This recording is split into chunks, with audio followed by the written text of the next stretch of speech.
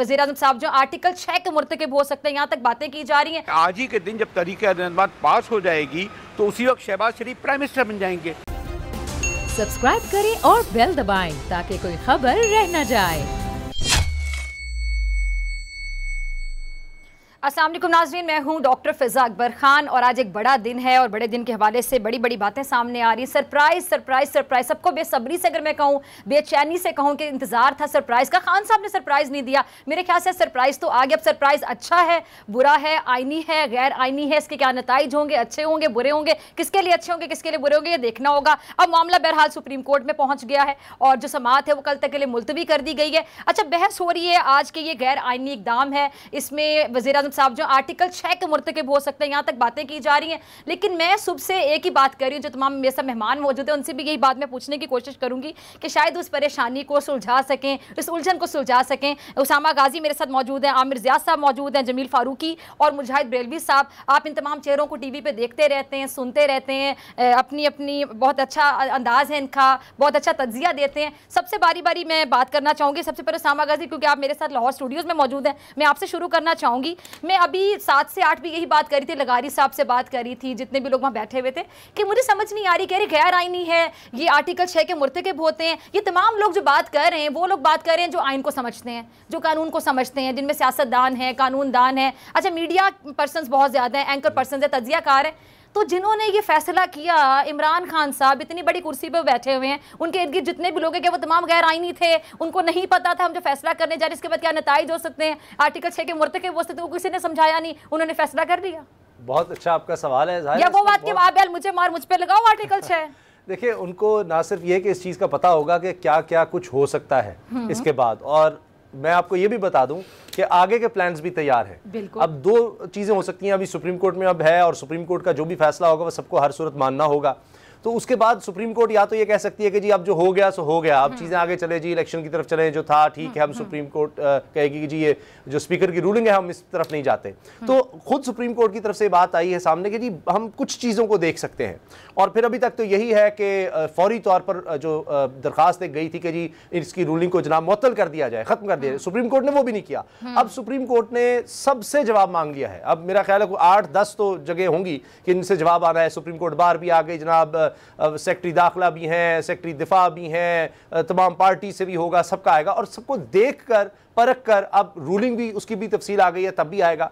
इसमें जो सबसे ये वो जो है वो ये है कि ये रूलिंग जुड़ी हुई है आर्टिकल 5 के साथ और नेशनल सिक्योरिटी कमेटी की वो फाइंडिंग के साथ, इलामिये के साथ। अब होगा ये कि उसमें फिर सारी चीजें आएंगी, डिटेल आ रही है कि जी कौन सी बैरूनी ताकत थी, कौन कौन जाकर मिला, क्योंकि उससे जुड़ी हुई है। उसमें भी सुप्रीम कोर्ट को फिर डिटेल में जाना होगा। जाहिर आप कैसे कह देंगे कि जी ये रूलिंग ठीक नहीं है। आर्टिकल 5 के तहत उन्होंने कहा है कि जनाब ये वफादारी का हलफ होता है हर शहरी का, तो उसकी खिलाफ वर्जी हुई है कि बैरूनी ताकतों की इमा पर यह सारी अदम एतमाद की तहरीक लाई गई है। तो अब सुप्रीम कोर्ट को तो फिर देखना होगा कि क्या वाकई जो रूलिंग है वो गलत है, कोई बैरूनी ताकत इसमें मुलव्वस नहीं थी। उस चीज को फिर सुप्रीम कोर्ट को जाना होगा, और उस चीज में जाना होगा जिस पर जाने से उसने इनकार किया पहले।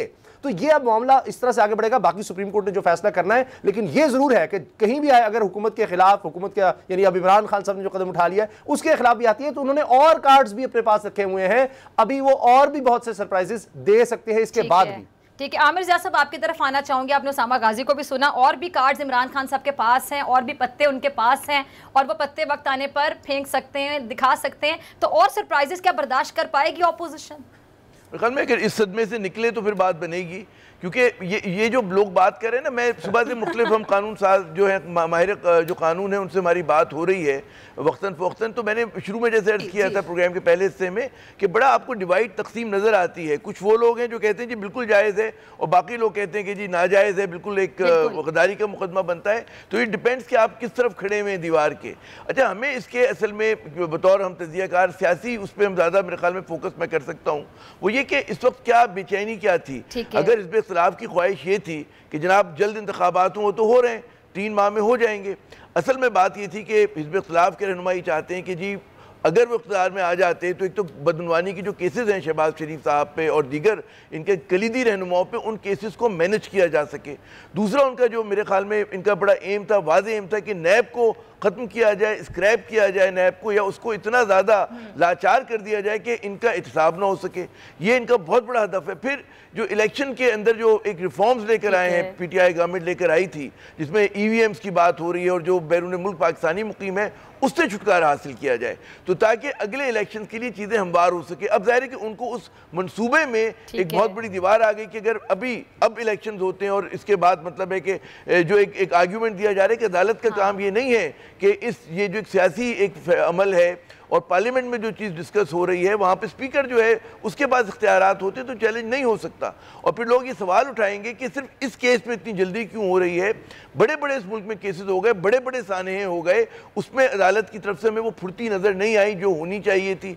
तो ये भी एक बहुत बड़ा सवाल है। तो इसमें आप जितना ज़्यादा मेरे ख्याल में अदालत को चाहिए कि इस वक्त जो एक प्रोसेस अनलीश हो गया है उसको जारी और सारी रहने देना चाहिए। और अगर इस मुल्क में एक मुनसिफाना आज़ादाना इंतखाबात हो जाते हैं, अवाम को मैंडेट देने का मौका मिल जाता है, तो बात ख़त्म हो जाती है। वो दूध का दूध पानी के पानी अलग हो जाएगा। फिजा जी ठीक है, ठीक है। अच्छा मुजाहिद बेग साहब आपकी तरफ आना चाहूँगी। मुजाहिद साहब आइन तो एक ही है, आइन के आर्टिकल जो भी होता है उसका मतलब भी एक ही निकलता है। मुझे आज तक ये चीज़ समझ नहीं है कि आइन का जो आर्टिकल होता है जो भी होता है उस पर एक बहस छिड़ जाती है। एक ग्रुप इधर खड़े होकर कह रहा होता है ये ऐसे है, एक कह रहा होता है गैर आइनी है, एक को आइनी लग रहा होता है, फिर कोर्ट में जाना पड़ता है। आइन को ही क्यों नहीं समझ पाते? मेरे ख्याल से इनको रटा होना चाहिए, फिंगर टिप्स पे होना चाहिए कि आइन का ये आर्टिकल ये कहता है, इसका ये मतलब हो सकता है, इसके बाद ये सब कुछ हो सकता है। क्यों सब कंफ्यूज हो जाते हैं और अक्सर ऐसे मामला देखने में आए हैं? लेकिन दो बातें हैं और एक बात ज़रा हटकर है और मुझे इजाज़त दिएगा वो बात भी कहूँ। पहली बात तो ये कि मैं कोई कानून और क्या सहाफ़त सियासत का तालिब इल्म हूँ। ये गालिबन एक गलत फहमी का शिकार अपोजिशन थी और उसको गलत फहमी का शिकार करने में आपके मीडिया हाउस ने बहुत बड़ा रोल अदा किया जो मुखालिफ थे। और इमरान खान साहब के जो कल लॉयर्स थे उनमें जिन्होंने मुलाकात की और उन्होंने बात की, उन्होंने जब मैंने एक गुफ्तगू की, ये बिल्कुल वाज़ेह था कि आज जब स्पीकर आएगा कायदा 38 है या 32 उसके तहत वो इजलास को गैर मुलतवी अगर करारदाद पेश भी कर दी जाती, तहरीक एतमाद पेश भी कर दी जाती, तब भी वो इसको इजलास को मुलतवी कर देता। उसने पहले कर दिया। यानी यही समझ रहे थे कि आज ही के दिन जब तहरीक एतमाद पास हो जाएगी तो उसी वक्त शहबाज शरीफ प्राइम मिनिस्टर बन जाएंगे। ये होना ही नहीं था। यानी अगर ये करारदाद सिर्फ ये होती है ना कि इमरान खान साहब प्राइम मिनिस्टर नहीं है, ये पास हो जाती, उसके बाद स्पीकर ये समरी लिखकर प्रेसिडेंट को भेजता। प्रेसिडेंट को एक अलग से फिर इजलास बुलाना पड़ता है इसके लिए। जैसे प्रेसिडेंट बुलाता है कि आइए आज एजेंडा ये है और जिस एजेंडे में वाकई ये होता। पहले तो ये गलतफहमी दूर कर दूं कि आज कम से कम गालिबन ये सरप्राइज़ जो इमरान खान के पास था कि करारदाद तहरीक एतमाद पास भी हो जाए तो आज प्राइम मिनिस्टर अपोजिशन का नहीं होना था। दूसरी बात है और वो आमिर ज़िया इसको बात को समझना चाहिए और आप लोगों को, और वो है हम जो फेक न्यूज़ कर रहे थे। आज मुझे बड़ा अफसोस कहना पड़ेगा, एक बहुत बड़े इदारे के एंकर्स ने कल बिल्ड किया, शहर सुर्खियों पे लगाया और गालिबन सुप्रीम कोर्ट को इसका नोटिस लेना चाहिए कि आज अपोजिशन के अरकान असम्बली को निकलने नहीं दिया जाएगा, उन पर तशद्दुद होगा, वो अगर पार्लियामेंट में घुसेंगे उन्हें मारा जाएगा। कुछ भी नहीं हुआ। कितनी बड़ी फेक न्यूज़ है, कितनी बड़ी आप हैरेसमेंट फैला रहे थे, कितना जो है आप लोगों की तवज्जो हटा रहे थे। यानी जिसकी जो है मर्जी करें। और ये नहीं एक बार हुआ, ये सुबह से लेकर दोपहर से लेकर ये आज रात तक बल्कि शायद सुर्खियों तक चलता रहा। तो इस तरीके से कुछ लोग जो ये हाईजैक करके मैनिपुलेट करके अपने के जो मर्जी के फैसले कराने पड़ते हैं। देखें इमरान खान से हमें बहुत लाख इख्तलाफ हैं, सबसे बड़ा इख्तलाफ यही है। और जो आज इमरान खान कहते हैं जनाब कि मुझे 2018 में ये इस तरह का जो है पावर नहीं लेनी थी जैसे बेनज़ीर भुट्टो ने, फिर इमरान खान ने उन्हीं MKM के भाइयों को, उन्हीं बापों को लिया जो इन लोग पहले भी पास में रहे हैं। यानी इमरान खान साहब को बहुत साफ शफाफ, उन्होंने भी वही पावर पॉलिटिक्स का हिस्सा बन गए जो पास के थे, जिनका उन्हें आज हशर देखना पड़ा। लेकिन ये जो मैं कह रहा हूँ कि जो एक मीडिया के एक सेक्शन ने हाईजैक करके अब सुप्रीम कोर्ट पे प्रेशर ये डाल रहे हैं कि अब उनकी मर्जी का फैसला करें और कल ही फैसला करें, बल्कि वो तो आज फैसले का इंतजार कर रहे थे कि इसी वक्त वो सुप्रीम कोर्ट ऑर्डर देगा, चीफ जस्टिस जाएंगे और कहेंगे जाइए और जनाब जाके दोबारा स्पीकर जो है, ये स्पीकर नहीं होता एयाज सादिक साहब बैठ गए। मसलन एयाज सादिक साहब कैसे बैठ गए उस सीट पर? स्पीकर तो अच्छा, वो आईनी था क्या? मुझे एयाज सादिक साहब बैठ गए थे, वो उसकी क्या आईनी हैसियत थी? जरा ये भी गैर आईनी इस पर तो उस पर तो एयाज सादिक के खिलाफ एक्शन हो सकता है। ये एक लीगल हैसियत है। ये नहीं पूछे ना अगर आप किसी से कि वो एज ए स्पीकर तो इलेक्टेड ये सीट होती है, कोई भी जाके नहीं बैठ सकता। मैं जाके बैठ जाऊंगा, वो जो गार्ड है वो जाके बैठ जाएगा, वो सिक्योरिटी बैठ जाएगा। ये कुर्सी होती है, इसका एक लॉ होता है। और यही नहीं, ये भी तय होता है कि अगर डिप्टी स्पीकर भी नहीं है तो बाद में कौन कौन बैठेगा। तो ये एक और गैर आईनी मुर्तकब हुए स्पीकर एयाज सादिक इस कुर्सी पर बैठकर, जो नाअहली हो सकती है। तो ये जो मैं कह रहा हूँ एक हमारे यहाँ खास अंदाज में जो बिल्ड किया जा रहा है एक खौफनाक सूरत पैदा करने में, इक़्तिदार के हुसूल के लिए, ये मुल्क के लिए, कौम के लिए और इन हालात के लिए हम सब के लिए बहुत ख़तरनाक है। डॉक्टर ठीक है जी। जमील, मैं आपकी तरफ आना चाहूंगी, आपने बाकी तीनों मेहमानों को भी सुना, तो जमील ये जो अयाज सादिक साहब ने बाकी हरकत की उससे क्या एक इंप्रेशन जाता है, क्या लोगों को एक मैसेज जाता है, क्या बाकी इतने बेचैन थे ये लोग कि किसी तरह से जो अपोजिशन की कुर्सियां वहां से ये लोग हुकूमत ही, फिर क्या ये गैर आईनी नहीं था? आर्टिकल के मुर्तकिब बनते हैं, उन पर कौन सा आर्टिकल लगना चाहिए? देखिए फिजा, बहुत शुक्रिया। मैं आज जो है ना खुद कौमी असम्बली में मौजूद था और जिस तरह से डेप्यूटी स्पीकर कासिम खान सूरी साहब ने आगाज़ किया और उसके बाद फवाद चौधरी साहब को मौका दिया और जैसे ही उन्होंने अनाउंसमेंट की कि आर्टिकल 5 के तहत वो मुस्तरद कर रहे हैं वोट ऑफ नो कॉन्फिडेंस की मोशन को, तो उसके बाद तकरीबन 15 से 20 मिनट तक अपोजिशन की बेंचेस पर सन्नाटा छाया रहा, खामोशी थी, ऐसे कि वाकईतन कोई सरप्राइज हुआ हो और दे वर नॉट एक्सपेक्टिंग दिस के डेप्यूटी स्पीकर की तरफ से ये आएगा। अब ये सारी सिचुएशन अपनी जगह पर, लेकिन मैं एक किताब पढ़ रहा था, किताब का नाम है the dark side of democracy. Aamir Zia साहब हमारे उस्ताद हैं, बरेलवी साहब हमारे उस्तादों में से हैं, ज़्यादा बेहतर उस पर कमेंट भी कर सकते हैं और उन्होंने पढ़ा भी यकीनन होगा। उसमें ये लिखता है कि आइन एक बॉडी की तरह है, एक जिस्म की तरह है। यानी फर्ज किया मेरा एक जिस्म है और मैं राइट हैंड से हैंड राइटिंग करता हूं, तो इसका कतई यह मतलब नहीं है कि मेरा जो लेफ्ट हैंड है मैं उससे नहीं लिख सकता हूं। तो हमारे यहां आइन की वो जहतें जो प्रैक्टिस में हैं या वो शिकें जो प्रैक्टिस में हैं वो तो हमें नजर आ रही होती हैं, लेकिन जो प्रैक्टिस में नहीं है इसका मतलब यह नहीं है कि वो एप्लीकेबल नहीं है या उनको लागू नहीं किया जा सकता। तो स्पीकर की रूलिंग तो चैलेंजेबल है ही नहीं ना।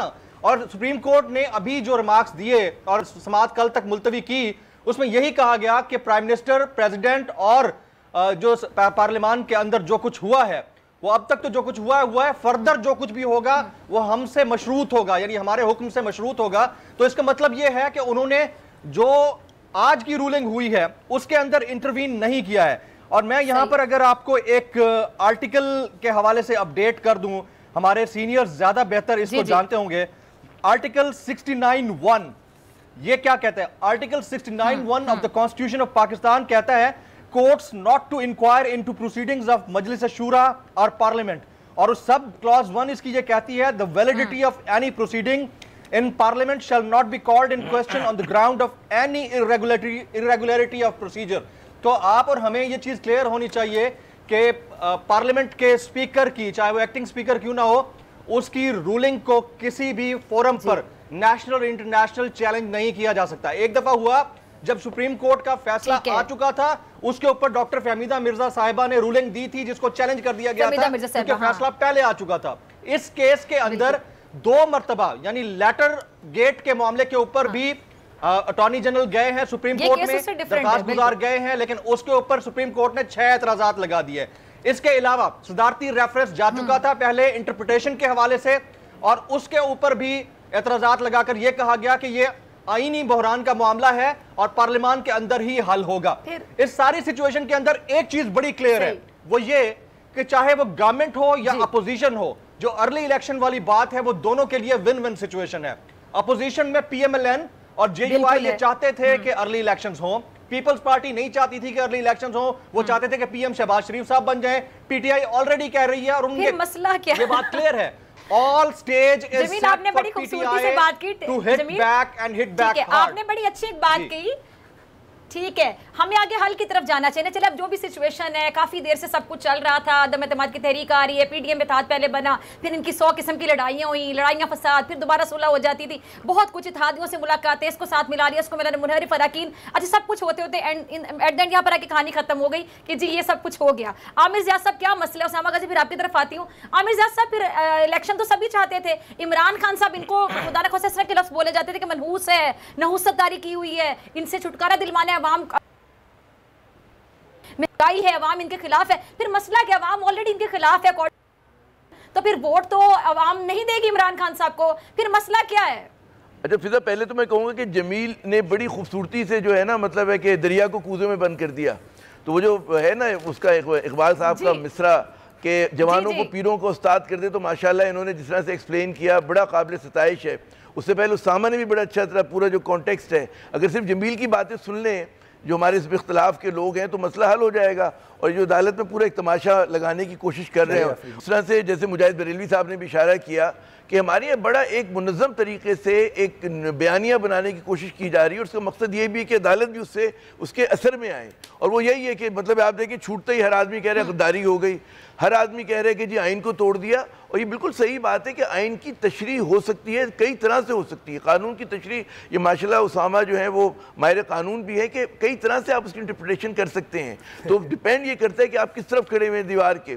तो हमारे यहाँ ये जो पूरा एक बयानिया बनाया गया मीडिया हाउसेस की तरफ से, सियासी जमातों की तरफ से, तमाम में मीडिया की बात नहीं कर रहा, एक मखसूस हल्का है जिसको मैं कहता हूँ कि जो अपोजिशन फ्रेंडली मीडिया है उसकी जानिब से, तो ये सब चीज़ें हुई हैं।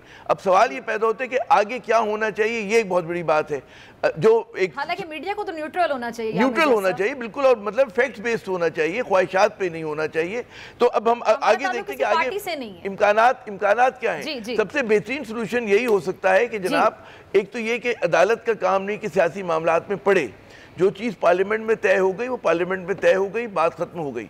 फिर जबकि सबकी ख्वाहिश है कि जी इंतखाबात होने चाहिए, तो फिर इंतखाबात होने चाहिए 3 माह के बाद। अब ये जो मैंने शुरू में किया था कि ये उसका पॉलिटिकल माइलेज लेना चाहते हैं, कवानीन में तब्दील करना चाहते हैं, यही इनको सदमा है। और मेरे ख्याल में तमाशा 2-4 दिन जारी रहेगा, और अगर अदालत जितना जल्द फैसला कर दे। चाहिए था आमिर ज़िया साहब अपने केसेस से छुटकारे के लिए। ये तो वही बात होगी कि कोई तालिब इल्म उसने तैयारी नहीं की, अपनी तो उसने तैयारी की हुई थी, लेकिन कह दे कि पर्चा आपका कल ही होगा, तैयारी करे, रात में इतनी तैयारी होती है। अच्छा, इसमें मुझे समझ नहीं आती कि इसमें असल विक्टिम कौन है।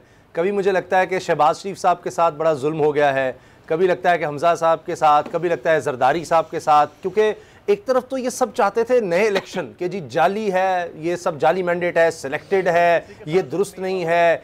तो अब वो तो सबके सामने आ गया, सबके सामने अब वो आ गए जी आ जाए इलेक्शन में। तो मुझे समझ नहीं आ रही। और फिर ये देखें कि सुप्रीम कोर्ट ज़ाहिर है सुप्रीम है, तो अच्छा बहरहाल वो अब जिस तरह से उनके चेहरे बने हुए हैं वो तो लग रहा है, जमील जिस तरह आपने देखा नहीं शहबाज शरीफ साहब का चेहरा उतरा हुआ था, सबके चेहरे, लेकिन वो मुझे याद आ रहा है कि उन्होंने कहा जी सुबह हम सहरी करेंगे नए पाकिस्तान में और फिर हम इफ्तारी पुराने पाकिस्तान में करेंगे। लेकिन अब वो इफ्तारी पता नहीं अब उनकी नए पाकिस्तान में हो रही है, लेकिन अब वो ना MNA रहे हैं, अब ना अपोजिशन लीडर शहबाज शरीफ साहब रहे, वो वज़ीर-ए-आज़म बनने आए थे और MNA शिप भी गई। अच्छा, ये भी स्टेटस देखे ना कि सुबह जब गए थे, ये 200 के करीब लोग थे जो उनके खिलाफ वोट देने गए थे, तो सब जॉब पर थे, अब सारे जॉबलेस हैं। अब वैसे उनको जॉब्स की जरूरत नहीं है। देखिए इसमें जो मुनहरिफ अरकान थे उनका क्या हुआ, बंदा जो अपनी कुर्सी पे बैठा हुआ है आज भी, इन्होंने टिकट्स देनी थी, उनका क्या हुआ, वो भी फंस गए। तो इसमें बड़े बहुत से लोग एक्सपोज भी हुए हैं, बहुत सी चीजें सामने आई हैं। लेकिन जिस तरह आमिर ज़िया साहब फरमा रहे हैं ना, ये अब हल आप जो मर्जी कर लें, ये इलेक्शंस की तरफ ही मामला जाएगा, चाहे आप सुप्रीम कोर्ट में चले। मेरे ख्याल से इससे बेहतरीन हल कोई हो ही नहीं सकता। कितने जवाब आएंगे सुप्रीम कोर्ट में, क्या होगा, और तब तक पता नहीं पुलों से कितना पानी गुजर जाएगा। क्या फर्ज करें केयर टेकर सेटअप आ जाता है तो सब कुछ रिवर्स होगा। अच्छा, वज़ीर दोबारा इमरान खान साहब की काबीना बहाल होगी,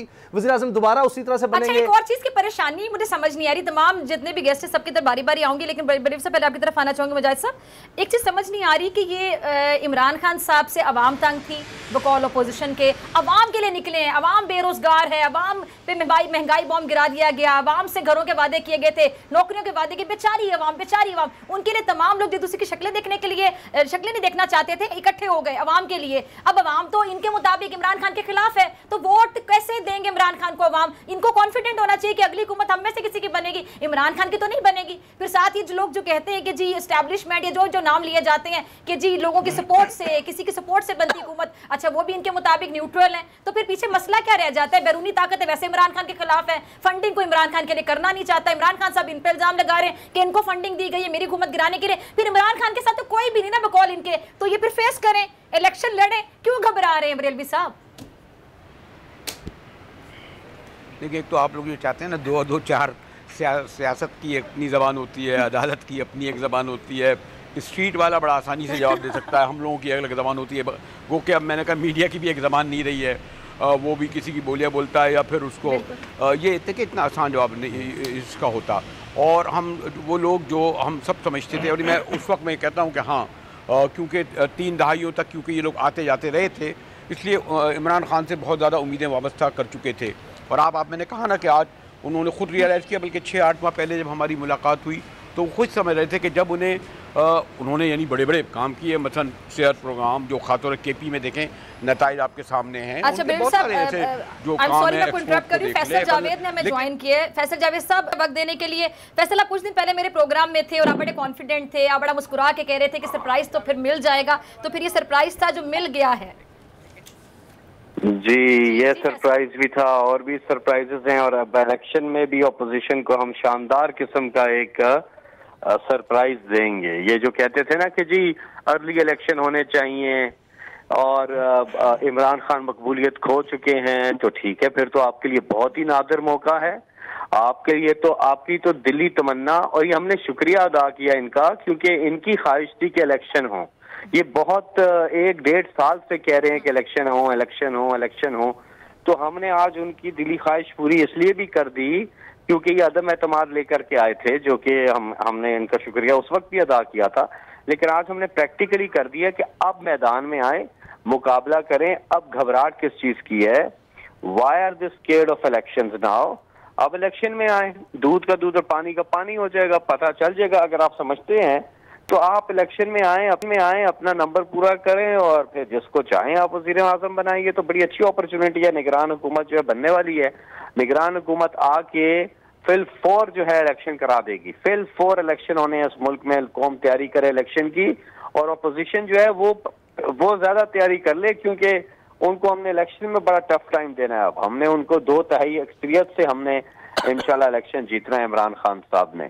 ऑपोजिशन तो ये समझ 11th आवर पे ये डिसाइड किया गया था, ये बड़ा सरप्राइज जो है, क्योंकि कह रहे हैं कि अंदर के भी कुछ लोग बड़े परेशान हो गए, उनके वहमो गुमान में भी था ये हो जाएगा, और ऑपोजिशन में तो मेरे ख्याल से किसी को भी नहीं पता था कि ये होने वाला है, इसी को शायद सरप्राइज कहते हैं। ऑपोजिशन को तो मैंने आपको कहा था कि इन्हें पता नहीं चलेगा, इन्हें लग पता जाएगा इनके साथ क्या हो रहा है। लेकिन लेकिन लेकिन लेकिन हमने इनकी देखें, ये जो सारी चीज हुई है ना, जो ये जो बैरूनी साजिश है जिसको नेशनल सिक्योरिटी कमेटी ने भी इंडोर्स किया है, और ये साबित हो गई जब साजिश, तो उसी वक्त ऑपोजिशन की शिकस्त जो है वो हो चुकी थी, क्योंकि इन्होंने बड़ी कोशिश की 3 एजेंट्स ने कि मिल के किसी तरह से इमरान खान को हटा दें। अब अगर इन्होंने इमरान खान साहब को हटाना है तो उसका रास्ता है आम इंतखाबात। आप आम इंतखाबात में आए, अगर पब्लिक आपके साथ हुई तो आप इमरान खान साहब को हटा देंगे, और ये इन्हीं की ख्वाहिश थी कि जल्द से जल्द इलेक्शन हो, तो वो तो हो रहे हैं। अब इन्हें तकलीफ किस चीज की है समझ नहीं आ रहा कि अब इन्हें प्रॉब्लम क्या, क्यों डर रहे हैं। अच्छा वैसे एक और बात, अब ये कानूनी पहलू डिस्कस कर लेते हैं। ये जो मामला चूंकि कोर्ट में चला गया है, और ये कहां तक कहा जा रहा है जानिब से कि जी चले जमील कुछ पूछना चाह रहे। जी जमील। जी फैसल जावेद साहब, मुझे आपसे सवाल करना था। बड़ा ज़बरदस्त सरप्राइज़ किया आप लोगों ने, मैं खुद पार्लियामेंट में था, और अब सुप्रीम कोर्ट में मैटर सब जुडिस है। इन केस अगर अनडू करने का हुक्म आ जाता है तो what's the plan B Imran Khan के पास? वो भी एक कार्ड है। जमील, आप पहले से बात कर रहे थे, बहुत सी चीजें हमें भी नहीं पता थी, आप पता नहीं कैसे कह रहे थे कि जी कुछ आने वाला है, और वो समझ नहीं आ रही थी, और कौम आपको भी सुन के बड़ी खुश हो रही थी। तो आज आपकी बात भी ठीक साबित हो गई है। और एक और बात जो आप कर रहे हैं, जिस चीज की तरफ आपका इशारा है, बिल्कुल वो कार्ड भी है, बिल्कुल है वो कार्ड। वो कार्ड भी है, वो कार्ड भी बता दूं सर, मैं बता दूं? अच्छा नहीं, वो कार्ड आप ना बताए, उससे पहले मैं आपको ये बता दूं कि सुप्रीम कोर्ट इंशाल्लाह, क्योंकि देखें ये जो पार्लियामेंट की प्रोसीडिंग्स होती हैं, हाल ही में, बल्कि हाल ही में हमारी एक पिटीशन जो है वो वापस हुई, उससे पहले बाकी भी रेफरेंसेस मौजूद हैं। बहरहाल मुअज़्ज़ज़ अदालत ने सारी चीजें करनी है, लेकिन ये साजिश वाली चीज साबित हुई है। फैसल आपको सुप्रीम कोर्ट से क्या उम्मीद है? नहीं, अच्छा हो गया कि सुप्रीम कोर्ट में ये चीज चली गई, अच्छा हो गया है। वो भी हमारे लिए खुशकिस्मती है जी, ब्लेसिंग इन डिस्गाइज। अल्लाह ताला हर काम में बेहतरी होती है।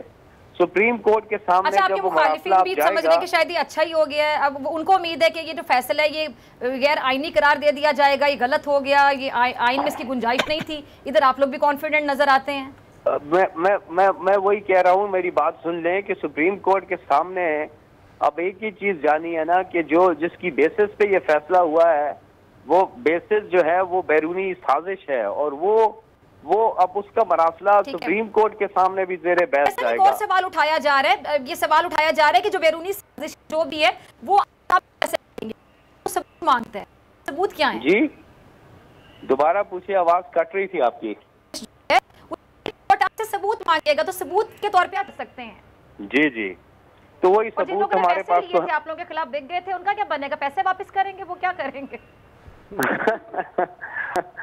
वो तो उनको देखे, उन्होंने आपने मेरे प्रोग्राम में बोला था 3-4 दिन पहले मेरे साथ थे, तो आपने बोला था कि वो वोट भी नहीं देंगे इमरान खान साहब के खिलाफ फिजा, और वो पैसे भी रख लें बेशक। आपने लाइटर नोट पे बोला था वो ये।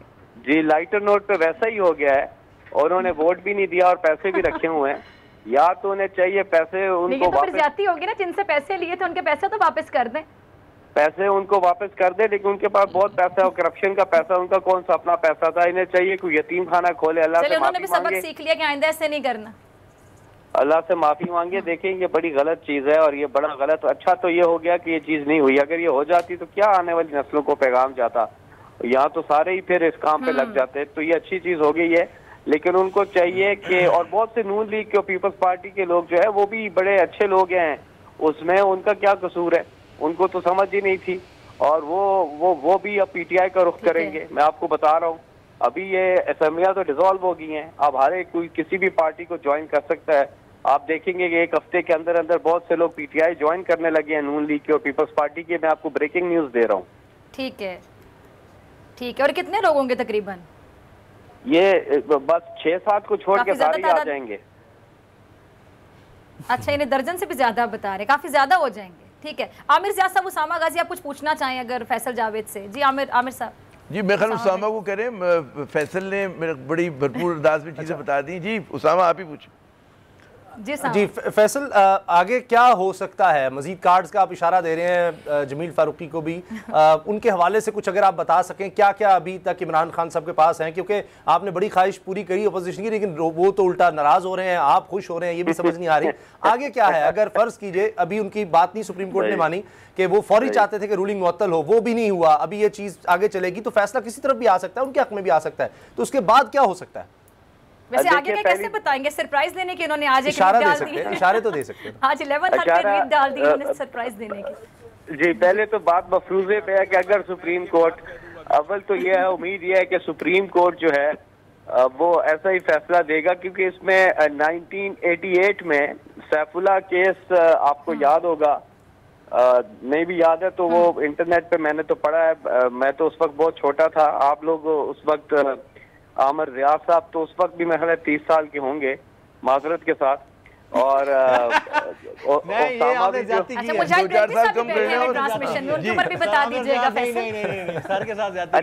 आमिर रियाज साहब मुझे बहुत पसंद है और मेरे बहुत पुराने दोस्त हैं, तो मैं बस उनको थोड़ा सा लिवरेज दे रहा हूँ कि वो थोड़े उम्र में बड़े होंगे, उनको सबसे ज्यादा पता होगा। उसामा की उम्र जो है वो ये भाई हम सबके बुजुर्ग मुजाहिद बरेलवी साहब मौजूद हैं, इन्होंने तारीख बनते बिगड़ते देखी, बल्कि किरदार भी है इनका, तो हमसे भी सीनियर लोग सीनियर हैं। हाँ, मुजाहिद बरेलवी साहब मौजूद हैं, इनसे ज्यादा कौन जानता है। जी बरेलवी साहब जिंदाबाद। बरेलवी साहब के साथ बहुत पुराने, ये बरेलवी साहब हमारे साथ। जमील खुश हो गए कि जमील की उम्र नहीं बताई। किसकी उम्र बताऊं? मैं फैसल भाई, मेरी नहीं बतानी आपने। डॉक्टर साहब, मैं फैसल डॉक्टर मैं फैसल साहब से एक बात जरूर कह दूं, मैं एक बात जरूर फैसल से बिल्कुल हमारे लिए छोटे भाइयों की तरह, बल्कि कह दूं बच्चों की तरह है। लेकिन ये एक जो आज प्राइम मिनिस्टर इस बात का एतराफ़ कर चुके हैं कि आपने गलती की थी कि 2018 में इन बेसाखियों के जरिए इलेक्शन लिया, और यकीनन आप जो इलेक्शन में जा रहे हैं और उस गलती को आपने नताइज भी देखे, ये जो मुनरिफ अरकान थे, सॉरी टू से, अगर क्योंकि लोगों ने आपको, और आपको पता है ना मैं कहाँ कहाँ आपके सामने गया था और किस किस तरह कॉमन लोग थे आज जो आप लोगों के साथ स्टेज पे थे, इनमें से 1/4 भी जो है MNA और सेनेटर नहीं है जो इस वक्त पार्टी में।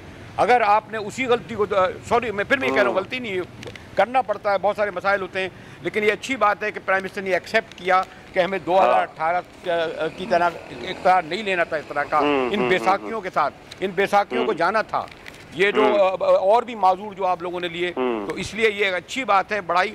और इसलिए मैंने कहा अभी भी आप बहुत ज़्यादा इत्मीनान और खुश ना हो, बल्कि क्योंकि इससे ज़्यादा आपको बड़ी जिम्मेदारी का है। बरेलवी साहब आप बिल्कुल ठीक कह रहे हैं। एक तो हमारे लोगों को ज्यादा तकब्बुर में नहीं जाना चाहिए, ये बड़ी आजिज़ी दिखाने की जरूरत है। ये जो लोगों ने हम पे एतमाद किया है, जो जलसा हमारा हुआ है, जो पब्लिक का प्रेशर आया है, इसमें हमें अल्लाह ताला के हजूर झुकना चाहिए और अल्लाह ताला के हजूर शुक्राना के नवाफिल अदा करने चाहिए। और आप सही कह रहे हैं, अभी भी बहुत से ऐसे लोग हमारी पार्टी में मौजूद हैं जिनका हमारी पार्टी में होना बनता नहीं है। हमने बहुत गलतियां की है और उन गलतियों से हमें सीखना है। आप बिल्कुल ठीक कह रहे हैं। मैं समझता हूं कि अगर हम मीनारे पाकिस्तान जलसा जो 2011, जिस वक्त आप इमरान खान साहब को बहुत ही ज़्यादा आप करीब थे और आप सारी कवरेज करते थे, हमारे साथ सफ़र भी करते थे, वो जो PTI है उसकी वापसी का टाइम आ गया है। जो हमारे नजरियाती कारकुन हैं अब उनका टाइम है, अब उनके हवाले करने हमने पार्टी के सारे ओहदे अपने नजरियाती कारकुनों के, और इसी पे काम हो रहा है और यही हमारा फ्यूचर होगा। तहरीके इंसाफ को बनाया इन लोगों ने है, तहरीके इंसाफ को आगे लेके जाया इन लोगों ने है। और जो इलेक्टेबल्स हैं उनमें कई लोग तो ठीक हैं, कई लोग डटे रहे हैं इमरान खान साहब के साथ, लेकिन कई लोग ऐसे निकले हैं कि इसके बाद बिल्कुल बरेलवी साहब की बात से मैं 100% एग्री करता हूं जी। ठीक है फैसल, बहुत शुक्रिया आपके वक्त के लिए। तो उसामा, फिर अब आप आगे क्या देख रहे हैं? इन्फिडेंस बहुत ज़्यादा नज़र आ रहा है PTI वालों का, वो मजीद कॉन्फिडेंट हो गए। इमरान खान साहब ने तो आपको याद होगा जब जलसा किया कौम से खिताब के, तो उन्होंने कहा मैं कुछ भी हो रहा तगड़ा हो जाऊंगा, मजीद तगड़ा हो जाऊंगा। अच्छा, मैं आपको सच्ची बात बताऊं, जब से ये गवर्नमेंट आई उस वक्त से मैं देख रहा था कि मौलाना फजलुर रहमान साहब जिस काम में भी आते थे तो वो मायूसी होती थी।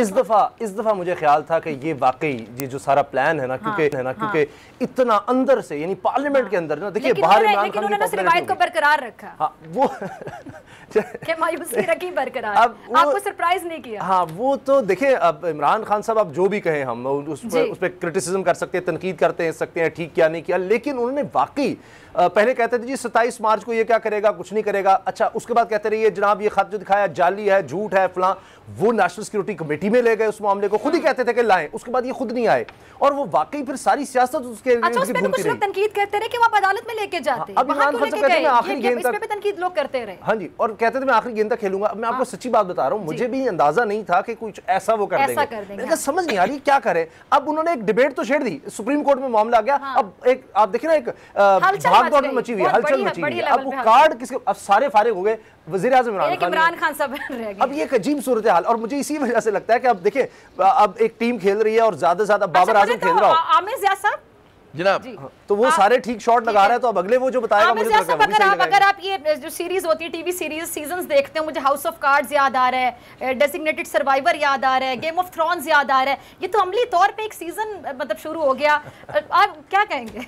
बिल्कुल सीजन भी है। अच्छा, मैं एक इतला दूं, इतला क्या मतलब रिपोर्ट तो हो चुका है, तख्त की लड़ाई है। जी बिल्कुल, मतलब है गेम ऑफ थ्रोन भी कह सकते हैं। अब उसमें मुझे नहीं पता कि वो जो वो वाला कौन सा हाउस एक हुआ करता था, मैं नाम भूल जाता हूँ, आप मेरे ख्याल में ज्यादा बड़ी फैन हैं जी, वो उसकी कौन नुमाइंदगी कर रहा है पाकिस्तान के गेम ऑफ थ्रोन्स में। मैं ये अर्ज करूँ कि जुम्मे को जय प्राइम मिनिस्टर आजकल बहुत सहाफ़ियों से मिल रहे हैं, तो एक छोटा सा ग्रुप, हम उसमें मैं भी शामिल था, जो जुम्मे को हमारी मुलाकात हुई थी।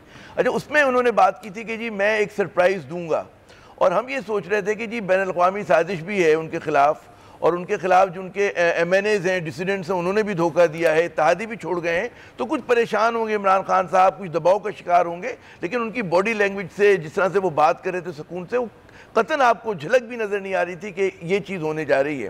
फिर हमने पूछा भी उनसे कि जनाब किस तरह का आप जो है वो सरप्राइज़ देने की बात कहते हैं। उन्होंने कहा जी मैं जो स्ट्रेटजी है वो कप्तान नहीं बताया करता आखिरी बॉल तक, तो हिकमत इमली नहीं बताई उन्होंने।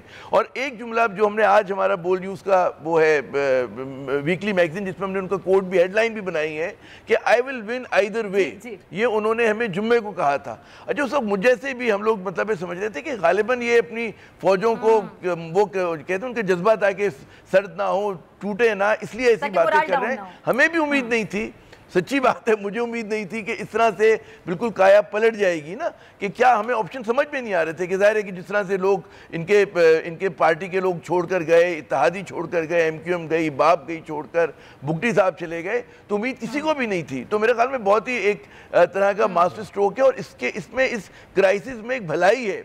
इंतखाबात अगर हो जाते हैं बहुत अच्छी बात है। आखिरी बात मैं ये कहूँगा कि जो आम नुक्ता हमें नज़र रखनी चाहिए बतौर एक सहाफ़ी के, बतौर तजियाकार के, कि हिज़्ब इख्तिलाफ पे बहुत दबाव आएगा।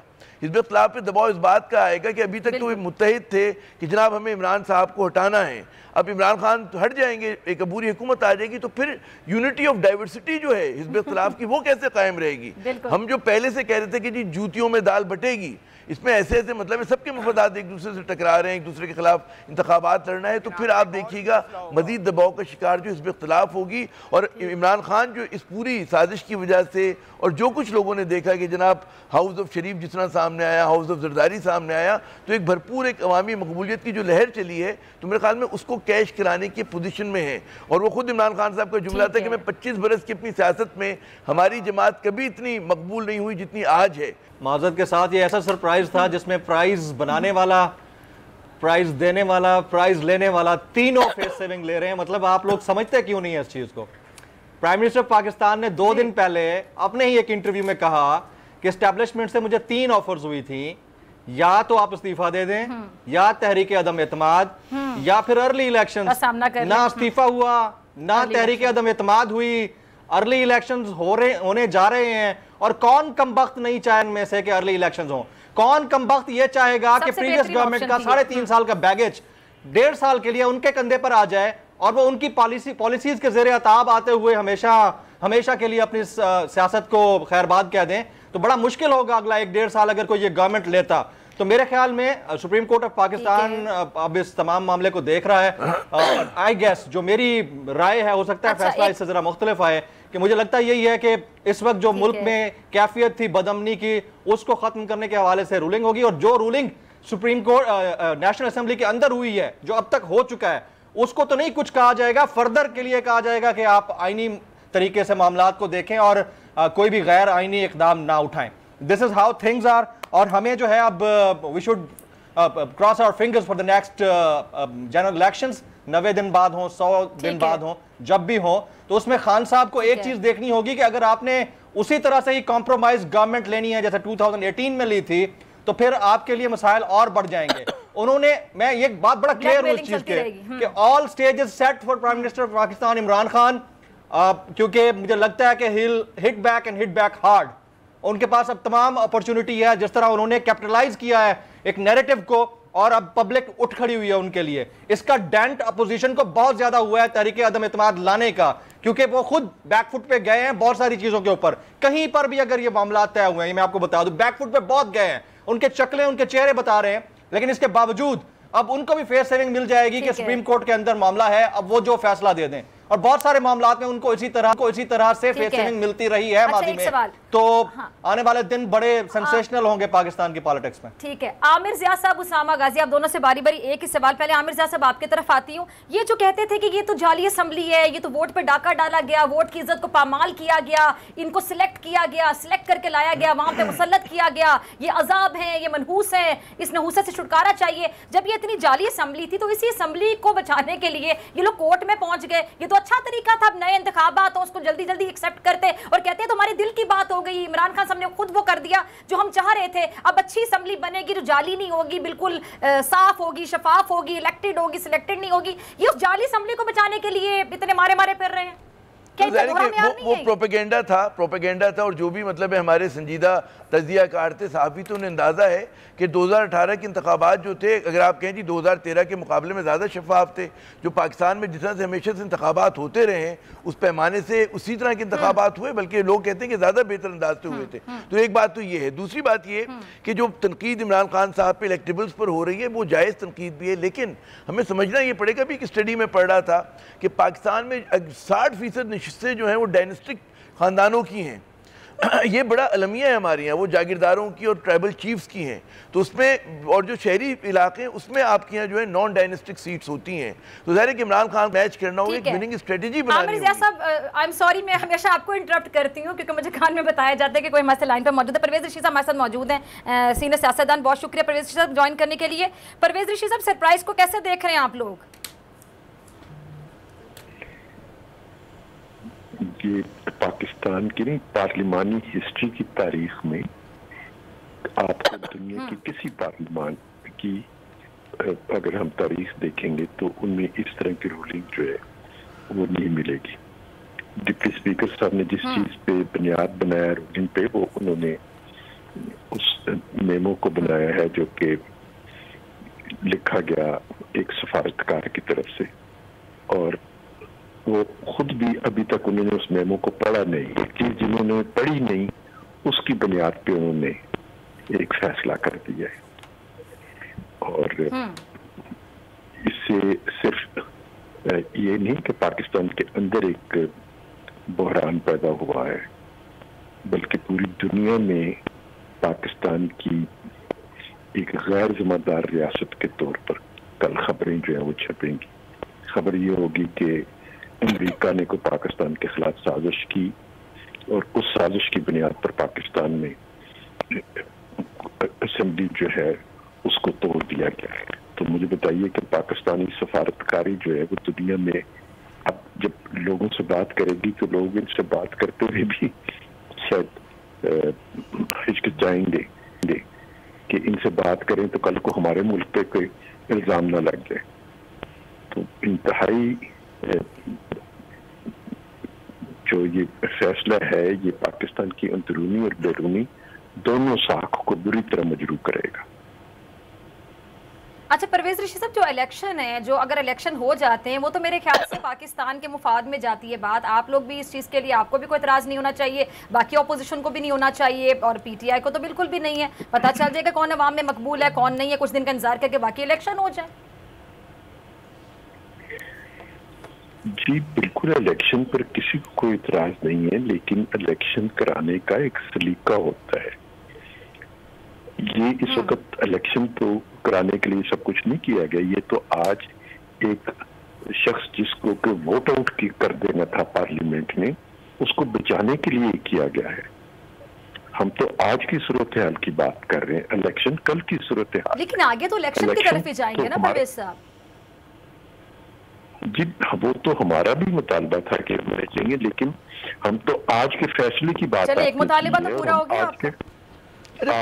आज के फैसले। फिजा अगर मुझे इजाजत है एक जुमला में मैं एक सवाल परवेज साहब से। जी आमिर ज़िया साहब कुछ पूछना चाह रहे हैं। मैं ये कह रहा था कि परवेज ऋषि साहब के क्या एक वो है ना कि कैन यू अनब्रेक एन एग, एक फैसला हो गया, तहलील हो गई, मतलब काबीना खत्म हो गई। आपके ख्याल में अब ये जो आप लोगों का मुतालबा है क्या रीइंस्टेट हो सकता है, मुमकिन है, और क्या सियासी मामलात के अंदर जो है अदलिया उस तरह से इंटरप्रिटेशन कर सकती है? क्योंकि कहा यह जाता है कि जी रूलिंग जो है स्पीकर की वो बिल्कुल फाइनल होती है। जी देखिए, ये पाकिस्तान में असेंबली तोड़ने के लिए एक क्लास इस्तेमाल होती थी जिसको 58(2)B कहते थे, और 58(2)B का हथियार जो है वो प्रेसिडेंट ऑफ पाकिस्तान के पास होता था। और पाकिस्तान की पार्लियामेंट में तमाम सियासी जमातों ने मिलकर 58(2)B को खत्म किया था। बल्कि अकबर बुख्ती साहब उस वक्त बलोचिस्तान में थे और वो कभी इस्लामाबाद नहीं आते थे क्योंकि वो नाराज थे वफाक से। 58(2)B को खत्म करने के लिए अकबर बुख्ती साहब भी बलोचिस्तान से इस्लामाबाद तशरीफ ले आए थे। तो आज आपके स्पीकर साहब ने 58(2)B के बगैर नहीं, लेकिन ये प्रोविजन है ना कि वजीर आजम के एडवाइस पे तोड़ सकते हैं। जी वजीर आजम के एडवाइस पे तोड़ सकते हैं ना, ये तो प्रोविजन है आइन में। 58(2) भी हमें पता है 18वीं तरमीम में स्क्रैप हो गया, खत्म हो गया। जी मैं जो अर्ज कर रहा हूँ वो ये कर रहा हूँ कि आज जो कुछ किया गया है, असेंबली को जो तोड़ा गया है वो इसलिए नहीं तोड़ा गया कि वो कोई नए इलेक्शन कराना चाहे, इसलिए अच्छा तोड़ा परवेज गया है। ऋषि साहब, मुझे छोटी सी एक बस बात समझा दीजिएगा। आप तमाम लोग सियासतदान हैं, आप एक बहुत सीनियर सियासतदान हैं, आप लोग हैं जितने भी लोग कानूनी राय दे रहे हैं, जो लोग कानून को समझते हैं, माहिर कानून है, सब ये बात बता रहे हैं। तो इमरान खान साहब जो कि प्राइम मिनिस्टर हैं, उनको बात किसी ने नहीं बताई, उनको खुद नहीं पता थी। उनके इर्द गिर्द जितने भी लोग हैं उनमें से कोई कानून की समझ बूझ नहीं रखता, आइन की समझ बूझ नहीं रखता आपके मुताबिक। उन्होंने इतना बड़ा फैसला जो कर लिया, उनको नहीं पता था कि आगे जाके क्या होगा। ये जो आप लोग आर्टिकल 6 का जिक्र करें, उनको ये तमाम चीजें नहीं बताई गई थी। जी इमरान यानी आप कह रहे हैं खान उन्होंने रिस्क लिया?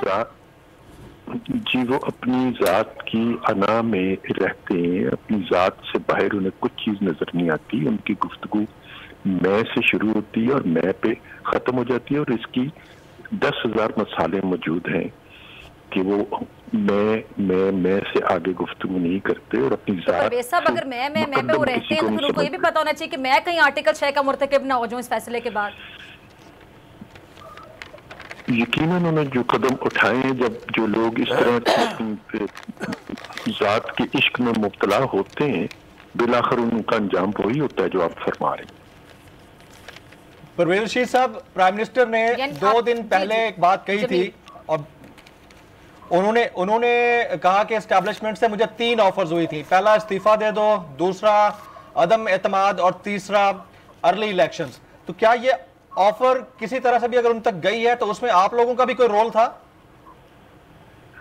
एस्टैब्लिशमेंट ने इसकी तरदीद की है। एस्टैब्लिशमेंट की तरफ से जो कहा गया है वो ये कहा गया है कि हमने ऐसी कोई ऑफर नहीं दी किसी को, और ना हमने कोई ऐसी ऑफर प्राइम मिनिस्टर साहब को दी है। लेकिन प्राइम मिनिस्टर साहब की तरफ से अपोजिशन की जमातों तक ये पैगाम जरूर पहुंचा था और अपोजिशन की जमातों ने इस पैगाम को रद्द कर दिया था। ठीक है उसामा खान से आप कुछ पूछना चाहें? परवेज रशीद साहब, अब इंतजार किया जाएगा। मैं शाहिद खान अब्बासी साहब का देख रहा था, अब सुप्रीम कोर्ट के फैसले के बाद ही सियासत आगे बढ़ेगी, तो अब मजीद कुछ नहीं हो सकता। अब सब कुछ सुप्रीम कोर्ट ने ही करना है, यानी उसके बाद ही पता लगेगा किस तरफ जाती है सियासत। देखिए, ये जो कुछ आज हुआ है ये पाकिस्तान की तारीख में ऐसे याद रखा जाएगा जैसे जस्टिस मुनीर साहब के फैसलों को याद रखा जाता है, और पाकिस्तान की जो बुनियादें गलत इस्तवार हुई हैं उसमें जस्टिस मुनीर साहब के उन फैसलों को हमेशा जिम्मेदार ठहराया जाता है। आज में जो पार्लियामेंट में हुआ और पार्लिमानी कार्रवाई में जिस तरीके से स्पीकर साहब ने अपना किरदार अदा किया है, ये भी एक मनफी तौर पर पाकिस्तान में हमेशा याद रखा जाए। ठीक है जी, ठीक है। परवेज रशीद साहब, जमील फारूकी, आमिर ज़िया साहब और उसामा गाजी साहब, तमाम लोगों का बहुत शुक्रिया। इसी के साथ डॉक्टर फिज़ा अकबर खान को दीजिए इजाज़त। अपना ख्याल रखिएगा, अल्लाह ने के बाद। सब्सक्राइब करें और बेल दबाएं ताकि कोई खबर रह न जाए।